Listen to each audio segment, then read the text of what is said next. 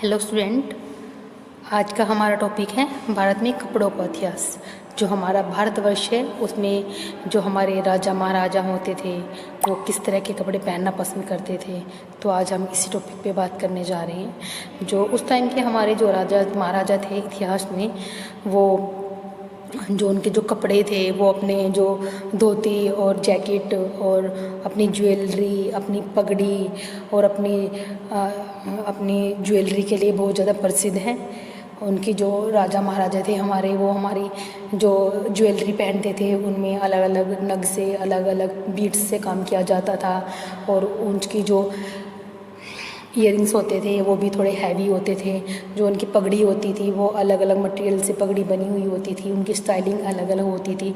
जैसे कि उनकी पगड़ी आपकी सिल्क फैब्रिक की होती थी, तो उसके ऊपर वो अलग से गोल्डन, जैसे कि हमारी ऑरेंज कलर की पगड़ी है तो उस पर गोल्डन कलर का वर्क, जरी वाला वर्क भी किया जाता था उसके ऊपर, और उस पर एक ब्रोच भी लगाया जाता था साइड में।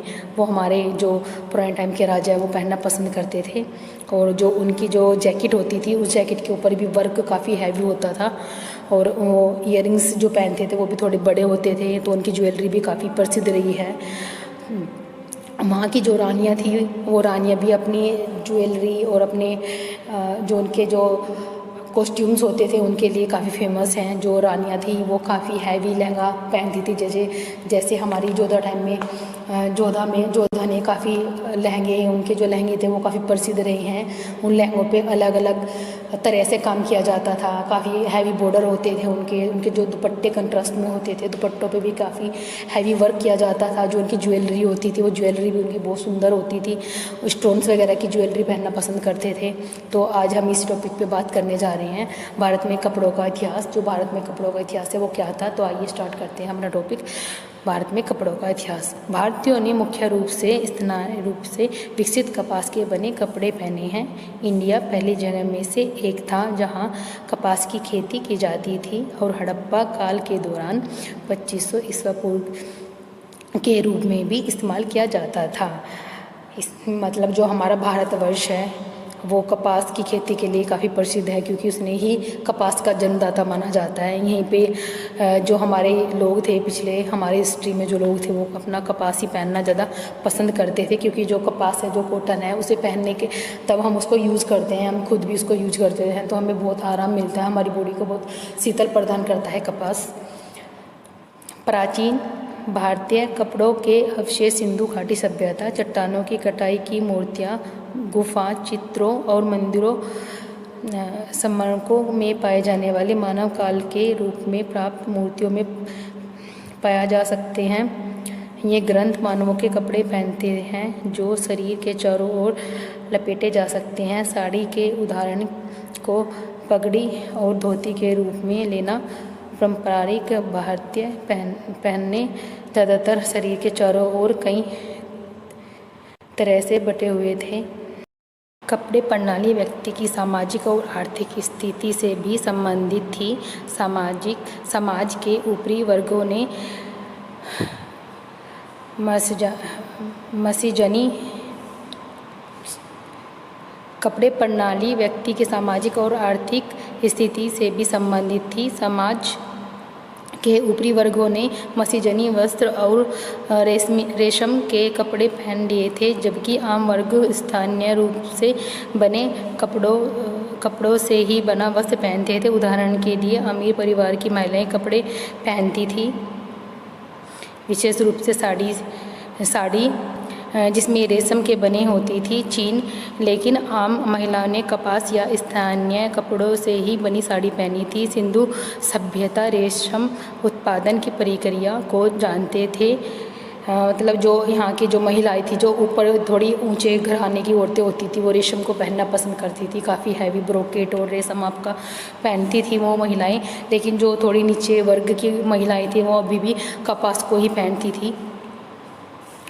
जैसे कि वो साड़ी अभी पहनती थी तो वो भी कपास की बनी हुई पहनती थी, मतलब सूती जो बोलते हैं, जिसको हम कॉटन बोलते हैं, वो ही पहनती थी। सिंधु सभ्यता रेशम उत्पादन की प्रक्रिया को जानते थे। जो सिंधु सभ्यता के लोग थे वो रेशम की प्रक्रिया को जानते थे। मोती में हड़प्पा रेशम के तंतुओं के हालांकि विश्लेषण से पता चलता है कि रेशम को रीलिंग की प्रक्रिया से बनाया गया था। यह केवल कला के लिए जाना जाता था। चीन प्रारंभिक शताब्दियों तक मतलब जो यहाँ की जो ये थे मतलब यहाँ के जो लोग थे वो जानते थे कि रेशम का उत्पादन कैसे करते हैं, रेशम को कैसे प्राप्त करते थे। इसलिए चीन में भी काफ़ी चीन ही माना जाता है रेशम का जन्मदाता। और वहाँ पे लोग जो थे वो काफ़ी आपके सिल्क के कपड़े पहनते थे, रेशम के कपड़े पहनना पसंद करते थे। सिंधु घाटी सभ्यता काल, जो सिंधु घाटी की सभ्यता थी उसका जो काल था। सिंधु घाटी सभ्यता में वस्त्रों के लिए प्रमाण संश्रित वस्त्रों से उपलब्ध नहीं है, लेकिन मिट्टी में बने छप्पों से और संश्रित छद्मों से उपलब्ध नहीं है। कपड़ों के लिए पाए जाने वाले एकमात्र सबूत मुंगों से हैं और कुछ खुदा हड़प्पा मूर्तियों में आमतौर पर अनक्लो हैं।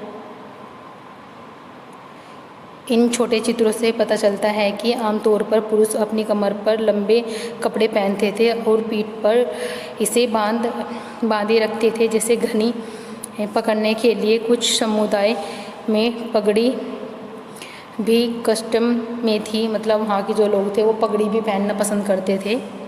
जैसे कि कुछ पुरुष मूर्तियों द्वारा दिखाया गया है। जो वहाँ की जो मूर्तियाँ हैं हड़प्पा में से, जो सिंधु घाटी के हड़प्पा से मूर्तियाँ निकली हैं, उन मूर्तियों से ही हमने अंदाज़ा लगाया है कि वहाँ के जो लोग थे वो किस तरह के कपड़े पहनते थे। थोड़े वहाँ की जो मूर्तियाँ मिली हैं उसमें किसी ने पगड़ी भी पहनी है और वहाँ पे लेडी जो मिली है उसने थोड़ा अपनी एक स्कर्ट टाइप की छोटी सी लुंगी टाइप जो उसने पहनी हुई है। तो इन्हीं से ही हमने पता लगाया है कि वहाँ पे किस तरह के लोग कपड़े पहनना पसंद करते थे।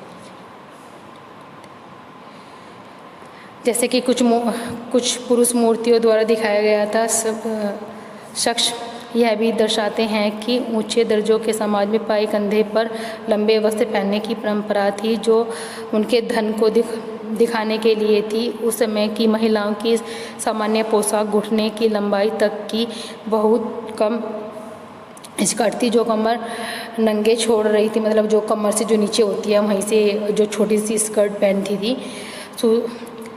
सूती बनाकर सिर के कपड़े की महिलाएं द्वारा पहने गए थे। आमतौर पर कपड़ों के लिए फाइबर, कपास, सन, रेशम, ऊन, लिनन, चमड़े आदि का इस्तेमाल होता था। मतलब यही इसी तरह के कपड़े वो पहनते थे। इसी जैसे कि हमारा कपास, हमारा कॉटन हो गया, हमारा रेशम हो गया, हमारा सिल्क हो गया, हमारा रेशम को सिल्क बोलते हैं, लिनन हो गया, हमारा सन हो गया और आपका ऊन हो गया, और आपके चमड़े से बने हुए कपड़े भी पहनते थे। पुराने तंतुओं के रंगीन कपड़े का एक टुकड़ा उपलब्ध हुआ है। वहाँ से जो एक रंगीन जो फैब्रिक मिला है, कपड़े का टुकड़ा मिला है, उपलब्ध हुआ है। जो लाल रंग का, जो वहाँ का मतलब लाल रंग का है, जो वहाँ से फैब्रिक मिला है, टुकड़ा मिला है, वो लाल रंग का है। जो लाल रंग की मधुशाला से रंगा हुआ है, यह दर्शाता है कि हड़प्पा सभ्यता के लोग अपने सूती कपड़ों को रंगते भी थे। मतलब जो वो पहले जो कपड़ा बनाते थे, कोरा कपड़ा जो होता है, उसको वो रंगते भी थे। यह पता चला है इस टुकड़े से, ये टुकड़ा मिला है।